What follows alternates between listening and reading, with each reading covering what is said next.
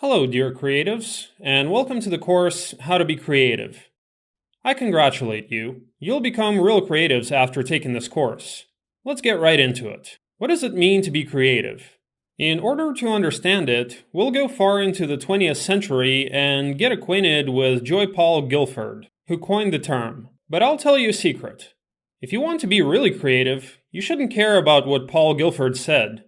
Well, of course, we thank him a lot, but that's not how we think. We're imaginative and creative people.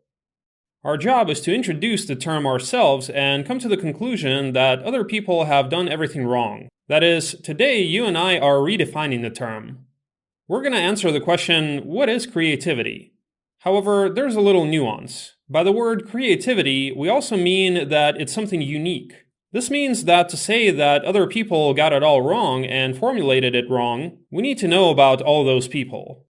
I mean, for example, right now I don't base myself on anyone else's definition of creativity. I'll define it on my own.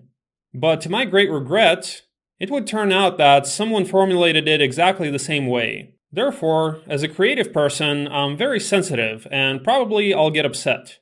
Perhaps give it up, as it often happens with creative people. Anyway, we're prepared and we're going to find out about all these people. But how are we going to do that? I'm going to use the rule of 10, which I just made up, and it will help me a lot, because it's like 100% divided by 10, which means we're going to roughly cover 100% of the statements about it according to the creative people's version. So I've already found all these statements. I checked and searched, and here they are. 10 of them. First, creativity is the ability to create, the capacity for creative acts that lead to a new and unusual vision of a problem or situation. Boring to the max. Let's move on. It's a process. Above all, a process of generating ideas. So the competence, creative thinking, is the ability to generate ideas. This is very trivial. Creativity is the creation of new things from what is already existing. This is more interesting. Basically, it makes sense. Creativity is the rejection of stereotypical thinking. Sounds logical. Creativity is the ability to intuitively sense the right direction of thought. This is very interesting. Actually, esoteric and mystical. Creativity is the ability to generate a large number of ideas. This is purely a practical statement of some kind. Seventh, the ability to achieve goals, to find a solution to a seemingly hopeless situation. To use the environment, objects, and circumstances in an unusual way. That's some sort of situational creativity. Further, ability to make unexpected decisions based on available knowledge or experience. This is pretty much the same thing. Ninth, the ability to adapt things to changing conditions by trial and error method. This is also something practical. And 10th, the ability to mix intellect and imagination. Well, there we have it. Actually, we've understood what creativity is, and that the statement is rather trivial and completely uncreative. When we're talking about creativity, the process should be defined creatively. That's right.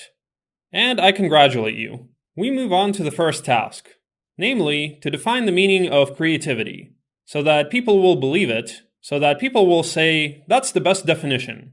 I've already prepared and sketched out a couple of them. First, creativity is the ability to stop thinking in order to feel. Such very philosophical statement. It gives fuel for thought about what it means. That's why it's good, because when you read it, you don't understand anything and you'll think about what exactly it means. The second statement, creativity is the ability to generate a random stream of thought and not to squeeze it by rules. Also very well said, but let's not dwell on it. Immediately the third, creativity is the ability to create chaos and not to give in to connections. I like this one a lot, so I'll keep it for now. Let's describe why the third definition is better than the others. The very expression of being able to create chaos sounds pretty strong. I'd even shorten it a bit more. Let's shorten it as, creativity is the ability to create chaos. Great. We'll develop this definition. It's the ability to create chaos out of nothing. We can immediately add a reference to the Big Bang, an analogy of how the universe appeared. And by the way, let's define perfect chaos at once. Like everything in this world, we all strive for the ideal. Consequently, the chaos can also be ideal. Ideal chaos, in my opinion, is something that is subject to minimal rules and connections. Thus, we can determine the level of creativity. A creative person is, first of all, a free person, with free, pure thinking, with a minimum number of factors acting upon it. Not bad. Creativity is the ability to create chaos. Again, we're talking specifically about thinking and what is going on in our heads. Let's break this process down into its components. That is, how we have thoughts in general and how we come up with it all. First, we have an emotion. We feel an emotion like happiness, sadness, excitement, whatever. And that gives us a kind of trigger for generating or searching for it. So next comes the thought, and then comes the image, which means that we see visual, auditory, and even kinesthetic things. So we can come up with images like that. Well, as a rule, when we start the process of thinking, we begin to receive images one after another, and we subconsciously begin to order and connect everything, which is why the flow closes. In order to keep our flow open, here's the second task. Practice not closing the flow of images and not connecting anything to anything else. Of course, this will be very difficult. Will require effort, just like everything else in this world. If you go to the gym and work out, in half a year you'll have rippling muscles. Respectively, if you want to keep the flow of images open and come up with really cool solutions, you should practice for half a year. And here's your task. Exercises for pumping up your visuality. So I'm going to write a train of thought. I'm going to take a minute and write the first thing that comes into my head. The main thing is not to organize and not to comprehend. Okay, here we go. I see a rainbow and a leprechaun sitting in a tree to saw a chair.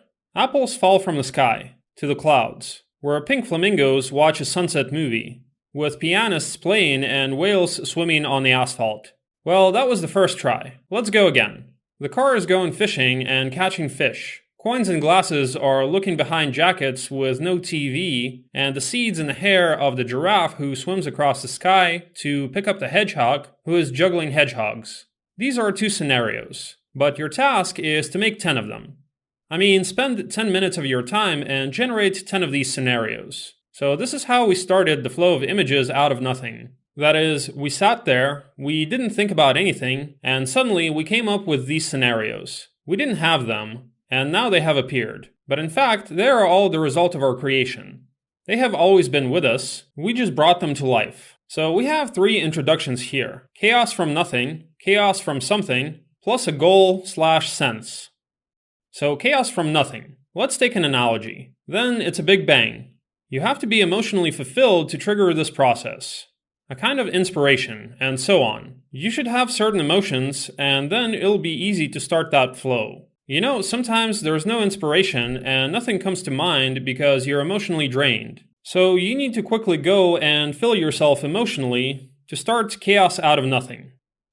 Excellent. Chaos from something. We make the analogy with the universe. This is what came out after the Big Bang, and this is your creation. The more you see or hear, the better you'll be at generating these images. So watch a lot, get inspired, and don't sit at home. Get more experiences, more emotions. Then you'll be good at generating interesting ideas. Next, we have the meaning of life. So we're going to make the meaning of life. This is just the thing that will stop us because it defines some limits. For example, we're doing a script for some medical institutions. We can't use some things, like making jokes about death, even though it's a lot of fun. And so we infringe on our creativity, thereby immediately eliminating jokes about death. It's very bad. That is, meaning gets in the way of creativity. Our task, as creative people, isn't to prevent meaning from ruining creativity. Respectively, we can say that the meaning is the client's instructions. In other words, he tells us what kind of script he needs, here like this, and here in this way, and then he drives us into boundaries. That's why, figuratively speaking, we have to make a balance between sense and chaos. So it's a task for a creative person. I make that last definition. Creativity is the ability to create chaos out of routine, and vice versa. And to find balance in all of these things. So this is what it means to be creative. A real creative person. To get some inputs and make chaos out of them. But nevertheless, to keep the balance. To deliver the idea. And maybe also to hide something of your own in it. Or perhaps to give people an opportunity to find something of their own in it. Anyway, we'll find out more about all of this. Thank you and see you in the next lesson.